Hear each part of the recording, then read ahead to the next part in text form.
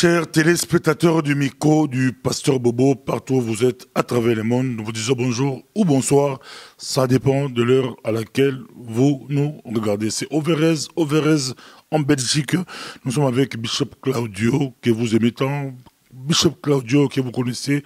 Ce n'est pas la première fois qu'il passe au micro du Pasteur Bobo. Je crois que c'est la deuxième fois que nous puissions arriver chez lui. Bishop Claudio est connu. C'est le pasteur qui avait osé organiser la plus grande manifestation chrétienne avec Béni Hill 2000. C'était plein forêt nationale. Et après, il avait aussi fait avec évangéliste Alain Kondia. C'est l'homme qui avait déclaré: quand j'ai arrêté, il n'y a plus rien à Belgique. C'est Bishop Claudio, nous sommes avec lui. Quand vous avez arrêté, il n'y a plus rien. Non, c'est sûr. Je n'ai jamais dit cela. D'abord, que Dieu vous bénisse dans le monde entier. Ce sont les gens qui ont constaté que, malheureusement d'ailleurs, que depuis que j'ai arrêté les grosses conventions, il n'y a plus rien. En tout cas, je vous bénis dans le monde entier et je vous salue en tout cas grandement aussi pour cette invitation. Que Dieu soit béni. En tout cas, on est dans des moments cruciaux. Ce qu'on vient de vivre avec les élections, tout ce qui se passe au niveau géopolitique dans le monde spirituel, on est dans un carrefour. Il ne faut pas oublier que selon l'année rabbinique, on est, n'est-ce pas, dans un moment tout à fait incroyable. 5777. Et donc tous les juifs disent que c'est véritablement quelque chose de spécial. On va fêter d'abord le jubilé au mois de mai.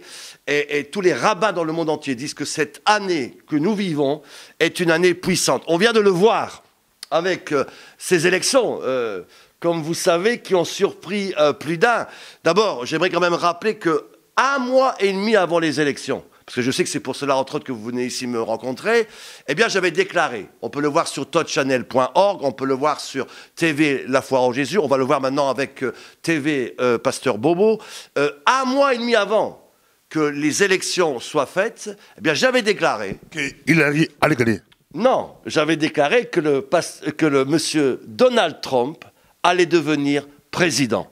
Contrairement à ce que tous les médias avaient annoncé, contrairement aussi à ce que certains pasteurs, peut-être qu'on en parlera tout à l'heure, comme le TB Joshua et les autres, avaient prophétisé. J'ai fait 4 émissions, d'ailleurs on peut le voir sur touchchannel.org, bien avant les élections, et j'ai démontré que M. Donald Trump était comme le Cyrus de Ésaïe 45, et j'ai montré que Mme Hillary Clinton avait les 9 caractéristiques de la Jézabel. D'abord, concernant M. Trump, alors que j'étais en prière, Dieu m'a réveillé en pleine nuit. Dieu m'a dit: écoute, prie pour cet homme, parce que je veux le mettre à la tête du pays, et il sera une bénédiction pour les États-Unis et pour le monde entier. Mais Dieu m'a bien dit, tu dois prier et tu dois demander aux chrétiens dans le monde entier de prier parce qu'il y a un combat spirituel. D'abord, j'aimerais quand même vous expliquer que Ésaïe 45 nous parle du oint de Cyrus que Dieu va susciter pour libérer Israël et pour demander à Israël de repartir pour rebâtir le temple. Il faut savoir que dans Daniel 10, eh bien, la Bible déclare qu'il y a eu un combat spirituel entre les anges de Perse et de Zavan, enfin les anges déchus, donc des agents du diable, et l'archange Michel. Pendant 21 jours, il y a eu une résistance. Donc il y a un grand combat spirituel qui a eu lieu pour empêcher justement le Cyrus d'accomplir sa volonté. Et je disais que Ésaïe 45, eh bien, est prophétique, parce qu'on va bientôt élire, donc maintenant on le sait, eh bien, le 45e président des États-Unis. N'oublions pas que M. Obama était le 44e, et donc le 45e, conformément justement à ces paroles prophétiques que j'ai données, Ésaïe 45, eh bien, j'ai dit que M. Donald Trump allait, avant les élections, je le souligne encore, devenir, eh bien, le président des États-Unis, mais qu'il fallait prié pour cela, parce qu'il y avait un combat, selon Daniel 10, 13, un combat dans les cieux énorme. Et j'ai montré clairement que Daniel avait compris que 70 ans après, le temple devait être rebâti. Et donc Cyrus, eh bien, était mandaté par Dieu, n'est-ce pas, pour accomplir cette prophétie, donc 70 ans après. Et aussi un autre signe prophétique, vous qui regardez cette émission dans le monde entier, c'est qu'au moment où M. Donald Trump est élu président, il a 70 ans. Vous savez, Dieu ne fait rien par hasard. Les signes de la Bible parlent. Dans Ésaïe 45, pour le 45e président, il accomplit à l'époque une prophétie qui disait que 70 ans après, le temple allait être rebâti. Et donc, n'est-ce pas, alors qu'il a 70 ans, rendez-vous compte, pasteur Bobo, il accomplit la parole, n'est-ce pas, que Dieu, n'est-ce pas, a déclaré. Alors, il y a un grand combat. Il y a eu un grand combat, et j'ai dit encore dans une émission dernièrement qu'il faut continuer à prier pour M. Donald Trump, le président, on peut déjà l'appeler le président élu, parce qu'on va essayer de le tuer. Il dérange le gouvernement mondial. Il dérange tout le système mondial. D'abord, il faut savoir ceci, parce que ceux qui ne comprenaient pas qui était Hillary Clinton, mes amis, Hillary Clinton est véritablement un agent du diable. Hillary Clinton est comme Jézabel. Je n'ai pas le temps ici de développer ça. On va vous laisser le temps de développer un peu, parce que vous affirmez des choses. Il faut quand même le dire. Pourquoi elle est Jézabel? Et puis, une question que pourra vous poser par rapport à pourquoi Donald Trump fait peur le monde entier.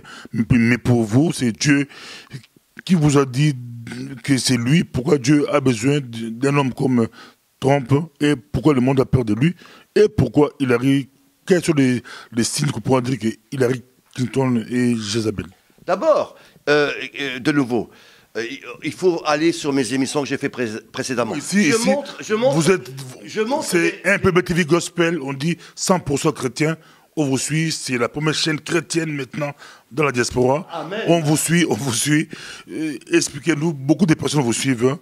Quand vous dites qu'Hillary Clinton, même 2, 3, pas tous, mais même 2, 3, 4. Hillary Clinton a les 9 caractéristiques de Jézabel. Je vais rapidement les énumérer.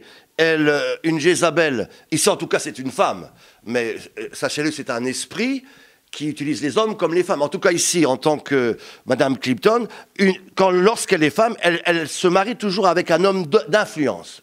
C'est ce qu'elle a fait en épousant Monsieur Bill Clinton. Il y a des sacrifices d'enfants qui sont souvent faits. Je rappelle, au cas où ceux qui ne le sauraient pas, que Madame... Point 1. Que Madame... Oui. Je vous laisse continuer. Le point 1 là. Hillary Clinton... a marié un homme d'influence. Mais avant, c'était jeune. Clinton n'était pas influent. Clinton est devenu influent par rapport. Clinton était déjà influent par tout ce qu'il disait qu'il allait faire. Et cet esprit-là savait exactement ce que M. Clinton allait devenir. Deuxièmement, des sacrifices d'enfants. On croit que cette dame, n'est-ce pas, et ça, d'ailleurs, on va venir après par rapport à ceux qui ont prophétisé. Je vais vous montrer pourquoi ces gens ont fait des erreurs en prophétisant cela. C'est que cette dame, même avec M. Obama, eh bien organisé, ça a été découvert par les emails Wycliffe, n'est-ce pas? Ça, il est des orgies, n'ayant pas peur du mot, où des enfants étaient presque sacrifiés, des relations sexuelles incroyables. Et ça a été mis sur les emails Wycliffe sur l'île de Islande. Troisièmement, rapidement, elle a un esprit d'intimidation. Quatrièmement, elle rejette la parole de Dieu. Vous savez que on l'a jamais vu parler de Dieu, de prendre la Bible en main. Au contraire, comme Obama d'ailleurs, où Obama, dès qu'il est arrivé dans la Maison-Blanche, a rejeté tout ce qui était de Dieu. Par contre, il y sait, n'est-ce pas, pendant les fêtes musulmanes, les musulmans venir prier dans la Maison-Blanche. Je ne sais pas si vous vous rendez compte. Lorsque M. Obama, par exemple, est devenu président, alors que dans les ambassades, en Europe, il fallait, pour un document, eh bien, mettre la main sur la Bible, toutes les Bibles ont été enlevées. Alors, cet esprit-là rejette la parole de Dieu. C'est un esprit de séduction, de mensonge, contre la loi, d'inspiration démoniaque, et partout où elle va, elle apporte des ténèbres incroyables. De mensonges. Elle a menti au FBI. Elle a menti, n'est-ce pas, en disant que l'argent que la fondation Clipton, vous qui regardez cette émission dans le monde entier, la fondation Clipton a reçu des millions et des millions et des millions, par exemple, pour soutenir à l'époque de la catastrophe qu'il y a eu à Haïti. Eh bien, il a été montré, démontré, prouvé qu'ils ont tout détourné, n'est-ce pas, pour mettre dans leur poche. Alors, si vous croyez que ça, c'est une femme, n'est-ce pas, qui peut être présidente de la République, c'est une menteuse. À plusieurs reprises, elle a menti. Elle a menti concernant les ambassadeurs américains, au cas où vous ne le sauriez pas, Pasteur Bobo, qui ont été laissés pour être assassinés à Ghenazi en Libye, et elle a menti aux journalistes, et sur les emails, sur différents enregistrements, il est clairement démontré que Madame Hillary Clinton, alors qu'elle avait l'ambassadeur au téléphone. Oh non, non, il n'y a pas de problème, on te laissera là, moi je ne peux rien faire. Et quelques heures après, il s'est fait lâchement assassiner et il est mort comme cela. Je trouve cela mensonger, indigne et véritablement dangereux. Donc voilà tout ce que je peux vous dire. C'est une dame qui en plus a été prouvée avec M. Obama, qui influençait et qui a donné des gros moyens financiers pour aider ISIS et l'État islamiste. Si vous faites des recherches, vous allez comprendre pourquoi. Et c'est pour cela que c'est pour cela que M. Donald Trump me disait, mais moi je peux vous mettre en prison. Et il le disait sincèrement, parce qu'ils ont des éléments, n'est-ce pas, très clairement montrant tout ce que je viens de vous attester. Alors il y en a qui disent, ceux qui me regardent à la télévision, mais Madame Hillary, en fin de compte, elle n'a pas vraiment perdu. Elle a perdu au niveau des électeurs. Mais le vote populaire, c'est ce qui se dit, elle aurait gagné. Je vous annonce que c'est encore faux. Parce que 2 jours après, alors que tous les décomptes ont été faits, eh bien, je peux vous assurer, et j'ai le plaisir de vous annoncer, que non seulement M. Donald Trump a gagné le vote des électeurs à 316 électeurs, mais en plus de ça, il a devancé au vote populaire, Madame Hillary Clinton, largement. En plus de ça, pour terminer le chapitre, je vais vous laisser continuer, mais le débat n'est pas là. Le débat n'est pas là. On pourrait aider les chrétiens, bien que Hillary Clinton a eu 1 million de voix plus que Donald Trump, mais le débat n'est pas là, parce que le débat était, Dieu avait dit aux uns que Hillary allait gagner. Dieu avait dit à notre bien-aimé Bishop Claudio que Hillary allait perdre. Perdre, ce n'est pas avoir beaucoup de voix. Perdre, ce n'est pas devenir président. Donc, la vision des personnes qui ont dit qu'Hillary allait gagner, ils ont échoué. Quand ça de justifier, elle a fait beaucoup de voix, ça c'est faux. C'est le système américain, c'est pas les voix qui comptent, c'est les grands électeurs par rapport au pays, par rapport aux villes, par rapport aux villes. Donc là, j'aimerais que ça soit clair, parce qu'on trompe beaucoup plus les chrétiens. Elle a perdu, mais il n'y a pas de mais, elle a perdu. Nous sommes avec Bishop Claudio, on vous laisse deuxième partie. Pourquoi vous soutenez Donald Trump? C'est ça qui intéresse les gens. Le monde a peur de cet homme-là, mais vous dites qu'il est bon. Lui qui affirme qu'il peut embrasser des belles femmes sans hésiter, pour vous, c'est bon. Je vous laisse la parole. Cher pasteur Bobo, d'abord, si vous écoutez les informations, j'aimerais vous dire que si vous écoutez France 24, BFM TV, LCI ou CNN, eh bien, il faut savoir qu'ils font de la désinformation. 80% des choses qu'ils disent sont fausses, parce qu'elles sont gouvernées par ce qu'on appelle le gouvernement mondial et les Illuminati. C'est pour cela que je prie de plus en plus que des émissions comme vous, qui disent la vérité, des télévisions chrétiennes qui disent la vérité, puissent donner la vérité dans le monde entier telle qu'elle est vraiment. Parce que Dieu est un Dieu de vérité. Il faut savoir que la vérité triomphe toujours. Et donc, je ne suis pas là pour faire de la politique, ni de droite, ni de gauche. Je suis un serviteur de Dieu. Et Dieu nous demande dans la Bible, de Timothée, de prier pour les autorités, de prier pour les gouvernements. Dans Jérémie 29:11, il est dit que priez l'Éternel pour le bien de votre ville, parce que votre bonheur dépend du sien. Donc nous, les chrétiens, nous avons la responsabilité, le devoir, vous qui écoutez cette émission dans le monde entier, eh bien de prier.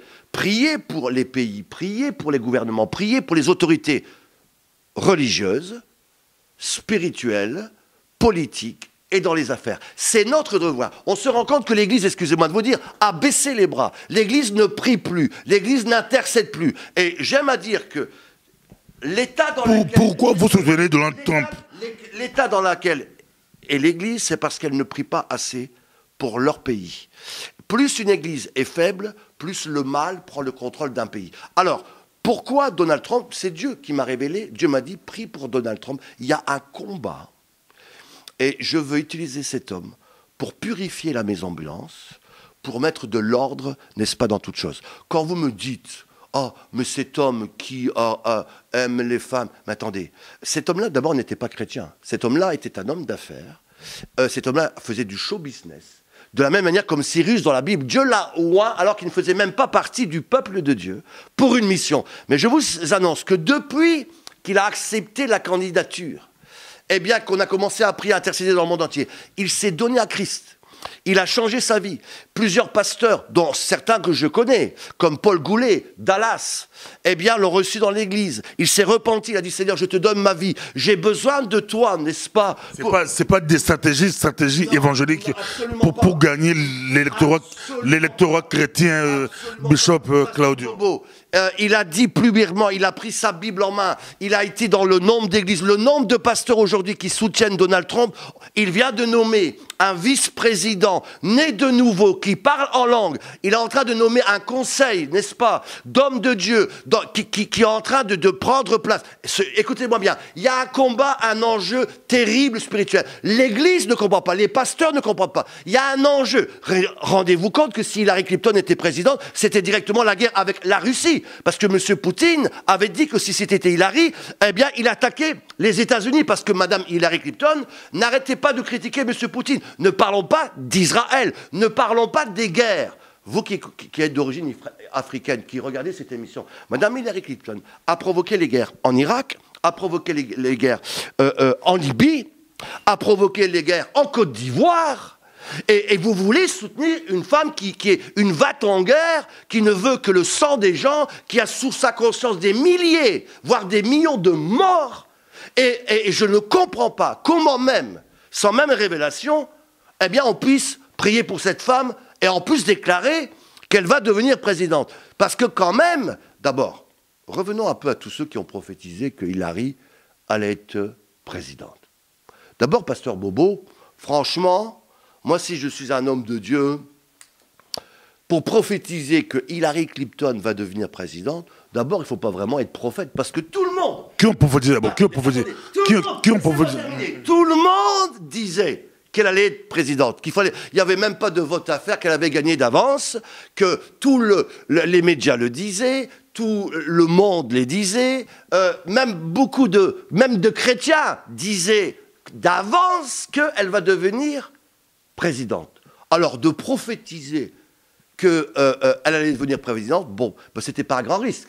Parce qu'au niveau naturel, tout le monde l'a déclarée présidente. Mais non seulement ils ont dit qu'elle allait être présidente, mais en plus, ils se sont trompés. D'abord, j'aimerais quand même rappeler quelques points, pasteur Bobo, concernant les prophéties. 1 Thessaloniciens 5,20. Ne méprisez pas les prophéties, mais examinez toutes choses. Quand Tibioche a dit qu'il arrive à les gagner, c'est un grand pasteur qui draine des foules, des milliers de... Donc, Tibioche s'est trompé. Comment il est tombé dans ce piège-là? Écoutez, moi je vais vous dire cela autrement. Il y a 4 possibilités. Vous avez d'abord des faux prophètes. La Bible est très claire. Dieu va le dire plusieurs fois dans la Bible. Jérémie 23, 28. J'en veux aux prophètes qui prennent leur parole et la donnent pour ma parole. Donc on appelle ça des faux prophètes. Et je ne vais pas citer de nom, mais il y a beaucoup de faux prophètes, excusez-moi, dans le monde. D'ailleurs, le Seigneur va le dire lui-même. Faites attention aux faux prophètes. 1 Jean 4, 1. Éprouvez les esprits pour savoir s'ils sont de Dieu. Car plusieurs faux prophètes sont venus dans le monde. Donc j'invite le peuple de Dieu à discerner.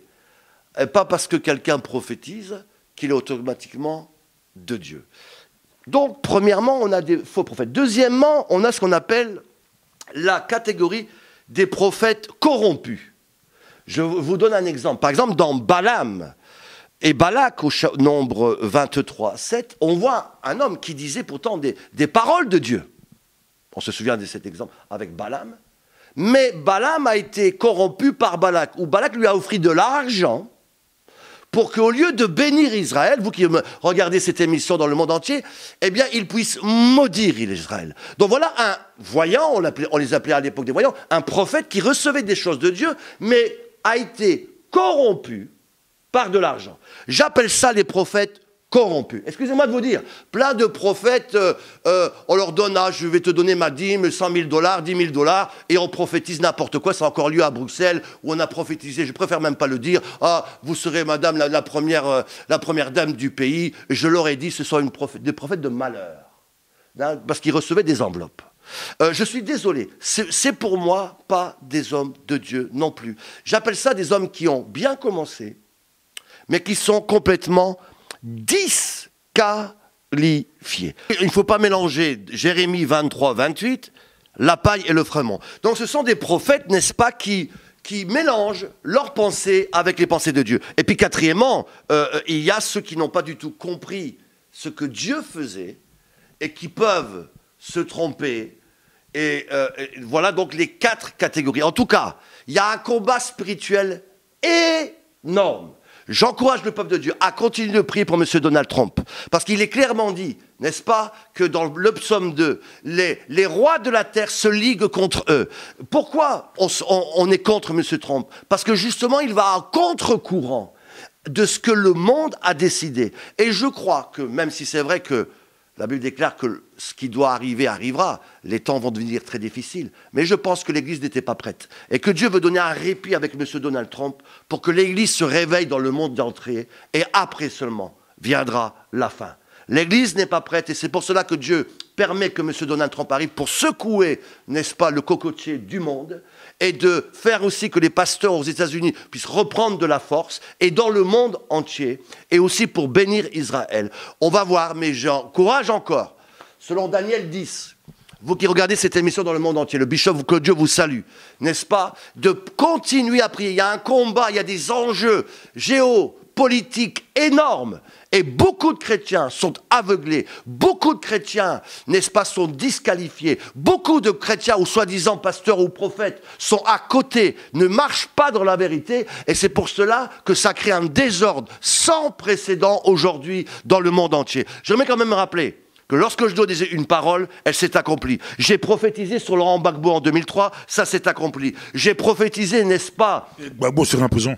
Non, j'ai prophétisé en 2003 que lorsqu'il a été attaqué la première fois, qu'il allait être libéré. Et c'est ce qui s'est exactement passé. Ce qui est arrivé plus tard, ça c'est autre chose. J'ai prophétisé sur le président Ange-Félix Patassé. J'avais prophétisé aussi sur M. Jean-Pierre Bemba en 98, alors qu'il était un simple homme d'affaires. Je lui ai dit, tu vas aller au pays et tu deviendras vice-président du Congo. 6 ans après, il m'avait appelé, il est au Portugal, j'étais en train de prêcher au Portugal. Il me dit, ta parole s'est accomplie, je suis devenu vice-président. J'ai remis ma main sur lui. Je lui ai dit, tu as désobéi maintenant à Dieu. Tu t'es très mal entouré. Si tu continues, tu vas tout perdre. Malheureusement, il a tout perdu. Et j'aimerais vous dire aussi, j'ai prophétisé sur des choses qui se sont accomplies à la lettre. La Bible dit aussi qu'un prophète, un vrai, on le reconnaît à son fruit. Ce qu'il dit s'accomplit.